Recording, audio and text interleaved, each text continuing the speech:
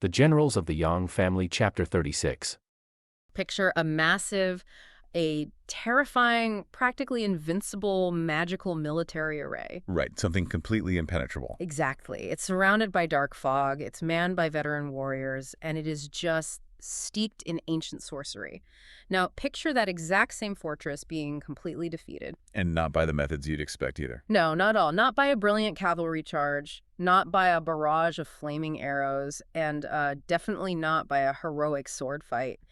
It gets defeated by a deeply personal, incredibly stern lecture about public decency. It's an image that just completely upends everything we think we know about ancient military literature. I mean, it's wild. We're digging into this bizarre, absolutely fascinating intersection of military strategy, magical realism, intense family drama, and the deep psychology of authority. Yeah, we're essentially asking a question that you probably face in your own life, like Mhm. how much of authority is actually real? And how much is just a shared illusion we all collectively agree to uphold? Right, because it's everywhere. Exactly. And what's remarkable about this text is that it doesn't just ask that question philosophically. It literalizes it on the battlefield. I mean, you might think ancient military texts are just dry, tactical manuals about rigid troop movements, right? That's what I always assumed, just lines on a map. Well, what we're looking at today is a sophisticated masterclass in psychological warfare. It's bureaucratic bluffing, and essentially it's ancient social engineering. Okay, let's unpack this, because I want to jump straight into the literal ashes of our first scene. So we're at a place called Muke Fort, or, well, more accurately, we're standing in the smoking, charred ruins of Muke Fort. Yeah, the destruction here is just absolute. A character named Meng Liang has just executed a devastating fire attack. Just burn it to the ground. Burned the whole thing down, Yeah. and then he fled off into the night toward Wutai Mountain. Right, so the sun is coming up, the fire is dying down, and the entire front and back of the fort are just totally decimated. And standing right in the middle of this ruin is Guiying, the leader of the fort. And she is, understandably, completely furious. Oh, her initial reaction is pure visceral vengeance. The text describes her anger as just filling her chest. She doesn't hesitate. She immediately starts gathering her surviving soldiers. She wants blood. Right. She's fully intending to march down the mountain, attack the Song Dynasty military camp, and exact a bloody revenge for this totally unprovoked arson. Which, humanly speaking, makes perfect sense. I mean, if someone burns down your headquarters, your first instinct isn't usually, hey, let's go be friends with their boss. No, definitely not. Do you want to fight them? But this is where the text throws us our first massive curveball, and it's all thanks to one of her subordinates. This guy steps in and delivers what has to be the most cold-blooded, ruthlessly logical pivot I've ever read in a military text. What's fascinating here is the rhetorical maneuvering this subordinate pulls off. It is absolutely brilliant. They essentially reframe the entire catastrophe in a matter of seconds. It's incredible. Yeah, shifting her focus entirely away from the trauma. The subordinate basically says, look, Meng Liang only burned the fort down because you refused to come down from the mountain and join them in the first place. Now your fort is in ruins. Your base is gone. The sunk cost. Exactly. So why not just go help the Song Emperor? First, it secures a really good marriage for you, specifically to a young commander named Zongbao. And second, you get to build official merit and standing with the imperial court. So they're like, why hurt your relationship with them now? The subordinate recognizes that the ruined fort is a sunk cost. Burning with rage and attacking the Song camp won't unburn the timber. Right, the wood is gone. It's gone. What attacking will do is guarantee Guiying's complete destruction by the state military. Yeah. So they shift her cognitive focus from the trauma of the past to the highly lucrative potential of the future. And Guiying's reaction is astonishing to me. She doesn't argue. She doesn't throw a tantrum about her lost home. She just thinks about it for a second and agrees. Just like that. Yeah. She packs up all her surviving grain and supplies into carts, raises her golden flag, and literally marches her army straight to the Song camp to join the people who just burned her house down. I mean, is this the most aggressive corporate acquisition ever? Meng Liang basically burns down her headquarters to force a merger. Oh, let me push back on that analogy just a bit. Oh, really? Yeah, because while the modern corporate parallel is fun, we can't strip away the absolute life or death stakes operating here. This isn't a boardroom negotiation where the worst outcome is a lost pension. Right? Yeah, true. Guiying is the leader of a rogue power. She runs a mountain fortress operating independently of the state. In the geopolitical reality of this literature, independent rogue leaders really only have two paths: Which are? integration into the state apparatus or total annihilation. Oh, wow. So you're saying Meng Liang's arson wasn't just a tactic, it was an ultimatum. Exactly. The state cannot tolerate a powerful, independent military force sitting on its borders. Meng Liang's extreme tactics force her hand. And Guiying proves her intelligence precisely by not reacting like a wounded animal. She evaluates outcomes, not emotions. Right. She realizes that transitioning from a hunted rogue leader to a highly decorated state executive through marriage and military alliance is a massive upgrade. She basically trades her burnt wooden fort for imperial backing. It shows an incredible emotional elasticity. Like, she goes from blood vengeance to let's go get married and secure government jobs in a single conversation. It's peak pragmatism. But okay, if Guiying represents this ultimate ruthless pragmatism, what happens when she collides with the ultimate rigid traditionalist? Because she's marching to the song camp fully intending to be the hero and the new bride, but her future in-laws haven't gotten the memo. Which leads to a profound collision of expectations, biases, and just brutal misunderstandings. Yeah, it's a mess. Guiying arrives near the song camp with her troops and her golden flag. And inside the camp is Lu Lang. He's the Yang's sixth brother, and crucially, the father of Zhongbo. Who is Guiying's intended fiancé. Right. So Lu Lang gets the report that the Mu Fort leader is approaching, but he doesn't think, great reinforcements.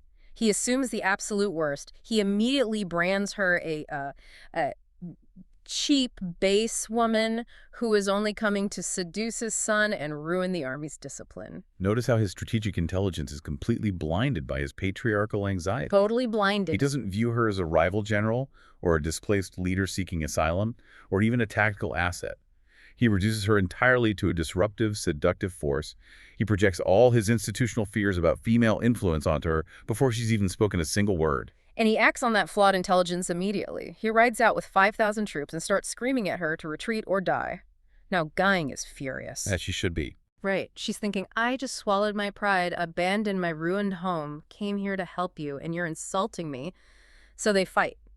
And Lu Lang, this great, respected veteran, completely underestimates her. To his absolute detriment, the combat sequence here is a masterclass in exploiting an opponent's hubris. She fights him, quickly realizes she's technically superior, and then pulls a classic tactical feint.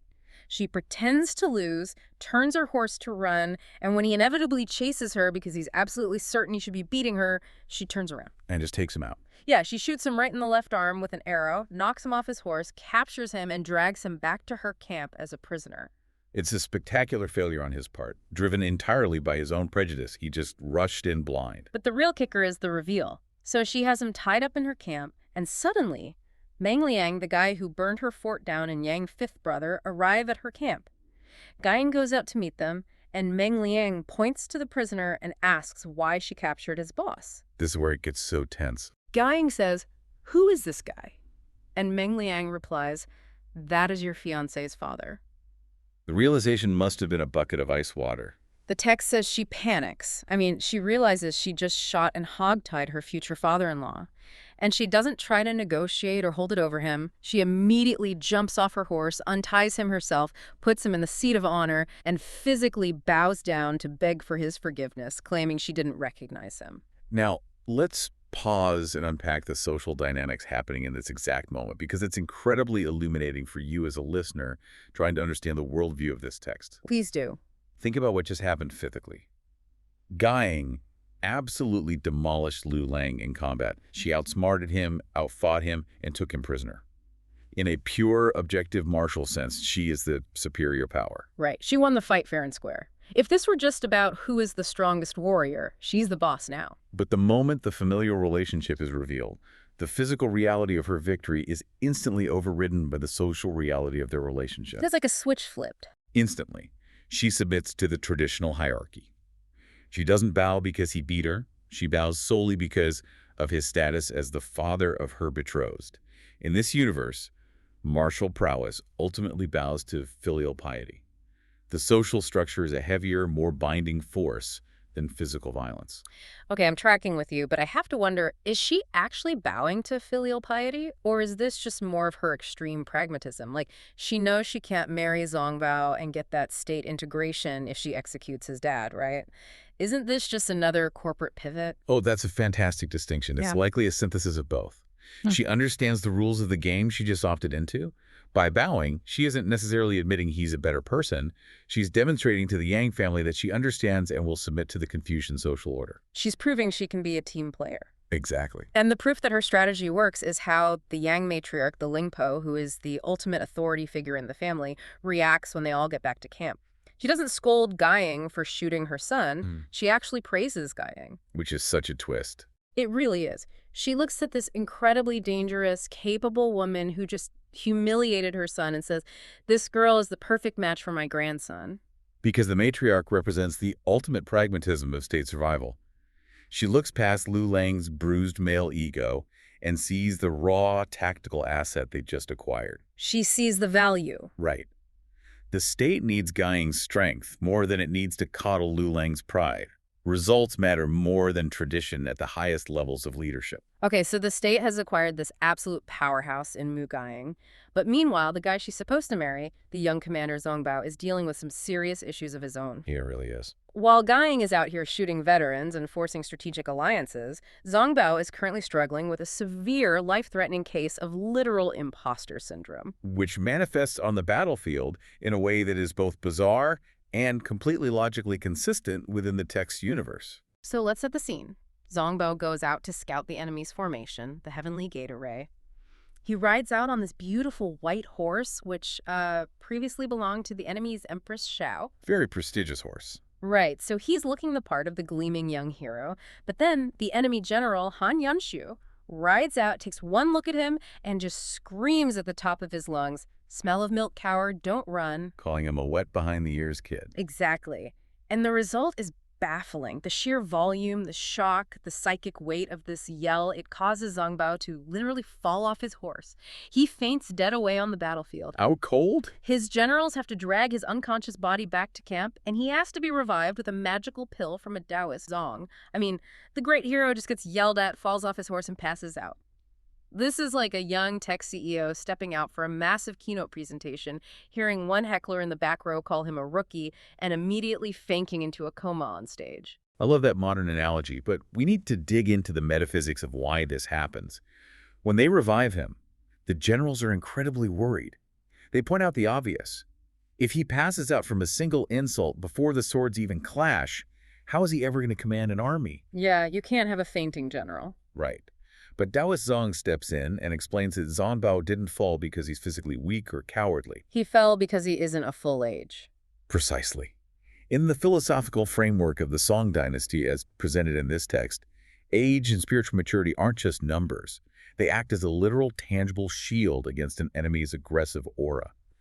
It's not just about having a thick skin emotionally. It's about having the metaphysical weight of adulthood to anchor your spirit to the earth. So his youth is an actual physical vulnerability. Because Zongo is young, his spirit isn't heavy enough to withstand the psychic and martial weight of Han Yanshu's voice.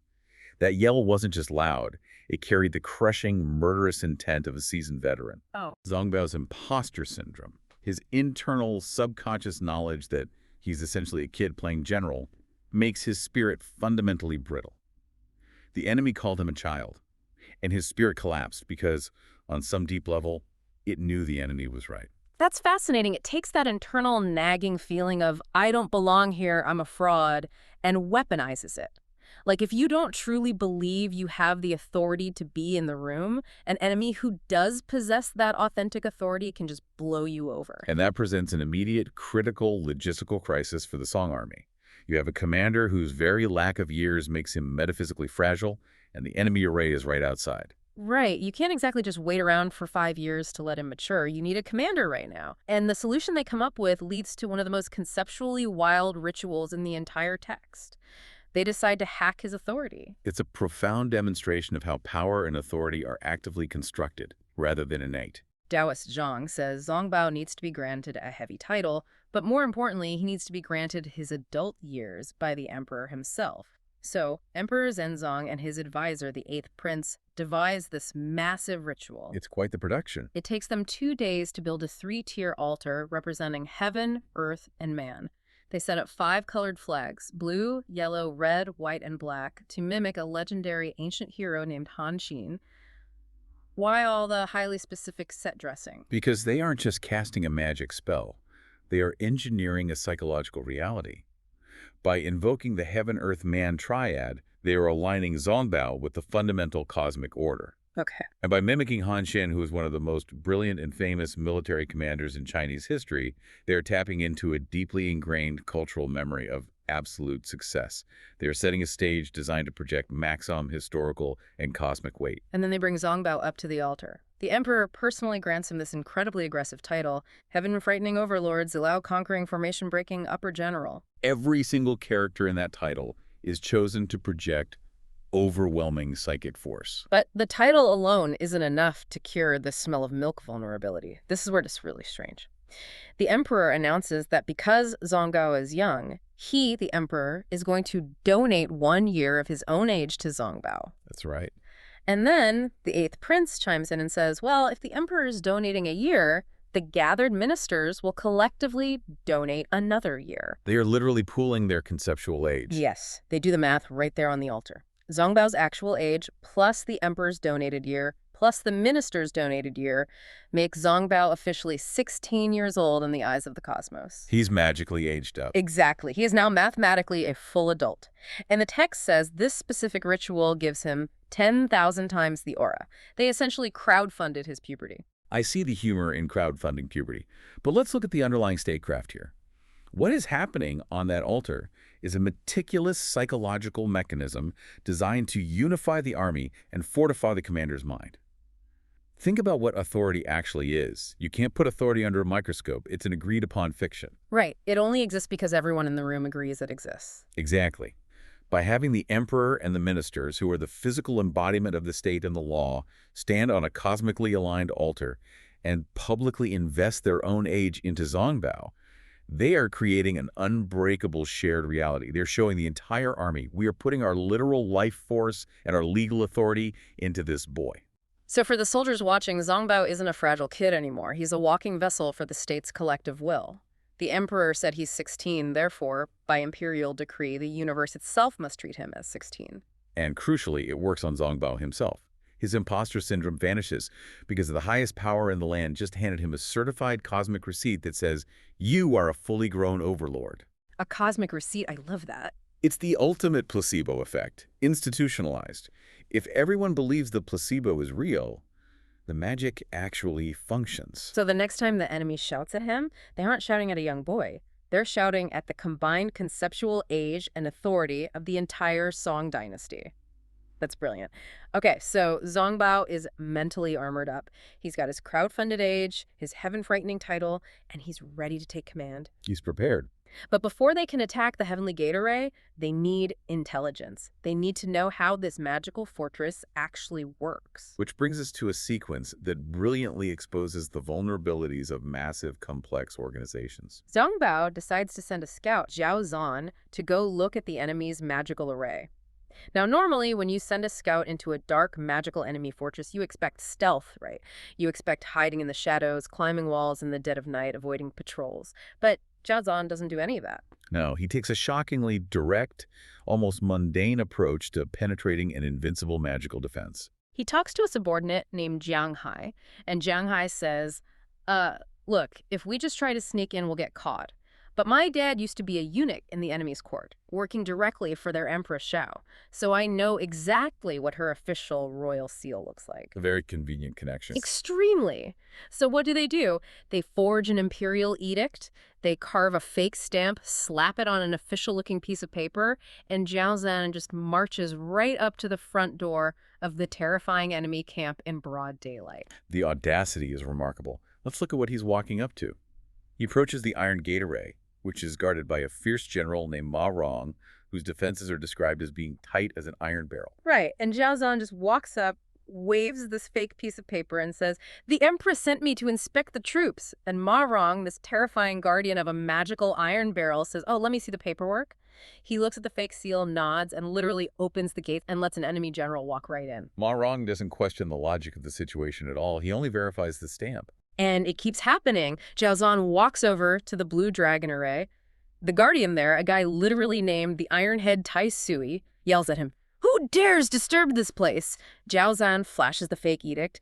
"Empress sent me." The guy checks the seal, opens the gate. It's foolproof. He goes to the White Tiger, right? Same exact thing. They just keep opening these magical, invincible gates for him. It's the ancient equivalent of putting on a high-vis vest, grabbing a ladder, and walking right through the front lobby of a secure server room. No one questions the guy with the clipboard. I love that analogy, but wait, let me push back on the writing of the text here. Isn't this just lazy writing? Like, we've been told these arrays are deeply mystical, powered by stellar alignments and dark magic, and they are defeated by a fake stamp. It feels like a massive letdown. It's really not lazy writing.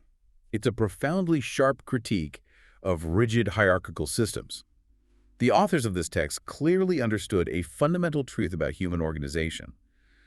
The weak point of any massive, complex system, whether it's a magical array in ancient literature or a modern multinational corporation, is blind obedience to protocol. So the magic is bound by middle management. Precisely. The guards at these arrays aren't trained to evaluate the reality of a threat. They are trained to recognize and obey the symbol of authority.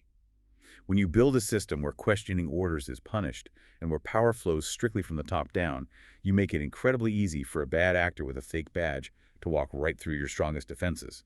Zhao Zan forged the symbol, so he hijacked the entire operating system of the enemy army. It just shows that people trust the stamp on the paper more than their own eyes. Zhao Zan is a famous enemy general. They should recognize his face. You'd think so, yes. But the paper says he's an inspector, so the paper must be right. It's hilarious, but it's also deeply true to how bureaucracies fail. And it works perfectly until Zhao Zan hits a part of the array that doesn't operate on standard military protocol. Right.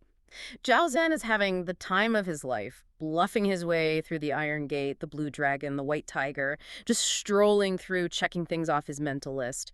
But then he hits the Lunar Array, also known as the Taiyin Array. And suddenly the vibe shifts from this funny, bureaucratic heist movie into something deeply, deeply disturbing. Yes, the tone of the text fractures here. Yeah. The threat stops being logistical or bureaucratic and becomes heavily psychological and moral. Zhao Zan walks into the Lunar Array, and it is a nightmarescape. The text describes naked women, dark winds, black fog everywhere, and the leader of this array, a woman named Huang Kanyu, is standing there holding a human skull. The moment Zhao Zan sees this, his confident bluff completely falls apart. It shatters. He gets dizzy, his vision spins, he almost faints entirely. He barely manages to stumble out and escape before the enemy commander realizes he's a spy and tries to hunt him down. He is completely overwhelmed by the atmosphere. He runs back to his camp and tells Zongbao and Daozong what he saw. And Daosan explains that this lunar array is tied to something called the Moonwater Star. Its entire purpose is to create psychic interference. Through crying sounds, dark energy, and these shocking visuals, it makes enemy generals so dizzy they fall off their horses. Which is exactly the mechanic that defeated Zongbao earlier, just manifested differently. But let's look at the specific imagery here. Why naked women and skulls? What is the text trying to communicate to the reader about the nature of this specific threat? Well, to understand this, we have to look at the cosmological framework the authors are using. The concept of Taiyin, or the Grand Lunar, is deeply tied to yin energy. Now, as an advanced listener, you likely already know that yin is traditionally associated with the feminine, the moon, the dark, and the passive. It is a natural, essential part of the cosmic balance. Sure. But in the context of this array, that natural yin energy has been perverted and weaponized as dark magic. So it's taking a fundamental law of nature and twisting it into something toxic. Exactly. The nakedness of the women and the handling of human skulls aren't just there for cinematic shock value. In the highly structured, deeply moral, and heavily clothed society of the Song dynasty, which was governed by strict Confucian propriety, public nakedness, and the desecration of human remains, represent a complete and utter abandonment of civilized morality. It is the ultimate taboo. It's pure chaos. It's the total breakdown of the social contract. Yes. The magic of the lunar array works precisely by overwhelming the strict, moral, orderly minds of the Song generals with sheer chaotic taboo imagery. A proper Confucian general like Zhao Zan literally cannot process what he is seeing. His mind rebels against the moral perversion of it.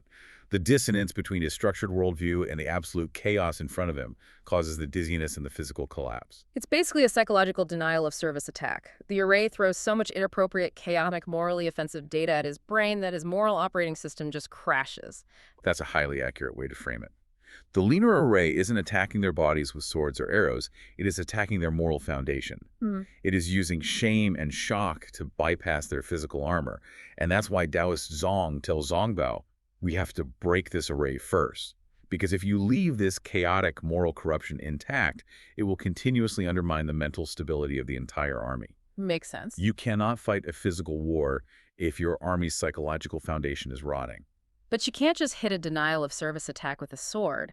If the weapon is chaos and taboo, sending in a guy with a spear isn't going to fix it. Which leads perfectly into Zongbao's counterattack. A very unconventional counterattack. Zongbao listens to this intelligence, and he doesn't send his strongest, most heavily armored male warrior to go fight this dark magic. He knows the men will just get dizzy and fall over. Instead, he sends a woman. He sends a general named Golden-Headed Lady Ma to fight fire with, well, with shame. This sequence is truly the thematic climax of the source material we're examining today. It brilliantly synthesizes all the threads of authority, morality, and psychology we've been discussing. So Lady Ma leads her troops directly into the lunar array. She walks right into the dark fog, the crying sounds, and she encounters the naked commander, Huang Qiannu. But Lady Ma doesn't draw her sword. She doesn't engage in some epic, magical spear fight. No, she doesn't fight physically at all. She stops her horse, looks at her enemy, and just verbally destroys her. The lecture she delivers is a masterpiece of rhetorical warfare. I want to read the essence of what she yells, because the specificity is amazing. She says to this dark sorceress, "You are a famous general. You are a royal daughter of the Western Xia, yet you take up this lowly, shameful task, exposing your body without any sense of shame. Even if you win this battle, how will you ever have the face to look your lord in the eye again?" It is devastating, precisely because it ignores the magic entirely. And the result? Huang Qiannu doesn't cast a spell. She doesn't fight back. The text says she is so deeply ashamed by this lecture that she has absolutely no reply. She turns her horse around and flees the battlefield. She literally runs away from a scolding. Lady Ma literally scolded the magic out of existence. It's like stopping a cosmic supervillain who is destroying the city by just crossing your arms and asking them, "Does your mother know what you're doing right now?" It's incredibly funny, but it's also profoundly deep. What Golden-Headed Lady Ma does is completely bypass the magical and physical threat by attacking Huang Qiannu's social and moral identity. She changes the rules of the engagement. She refuses to play the game the sorceress set up. Exactly. Huang Qiannu was operating in a manufactured reality where she was a terrifying, dark sorceress wielding chaotic yin energy. Lady Ma refuses to engage with that reality. Instead, she reminds Huang Qiannu of her actual political reality. You are a princess. You are a general of the Western Xia. You exist within a political and social hierarchy, and you have a lord back home who expects you to act with dignity. She drags her out of the fantasy and violently back into the real world. Yes. By invoking the concept of face, which, as we know, is the absolute bedrock of social currency in this culture, Lady Ma snaps Kong Nu out of her magical trance. The text is making a profound philosophical argument here. It is stating that strict moral propriety, social expectations, and the concept of shame are fundamentally stronger forces than any dark magic or physical weapon. The magic relies on an absence of morality. The moment Lady Ma re-injects rigid moral context into the situation, the magic instantly dissolves. It evaporates because the sorceress suddenly remembers she is going to have to explain this outfit to her dad at the next royal banquet. The social consequence outweighs the tactical advantage. Think about the power of a well-placed, undeniable truth in your own life. Have you ever been incredibly angry or caught up in some dramatic situation, and someone just calmly points out how absurd or beneath you your actions are? Oh, absolutely. It's like popping a balloon. The fog of whatever you were caught up in just dissipates. You feel that flush of shame, and the energy you were feeding the drama is just gone. That is exactly what Lady Ma weaponized. She used the undeniable truth of social expectation to break a spell that physical weapons couldn't touch. That is just incredible.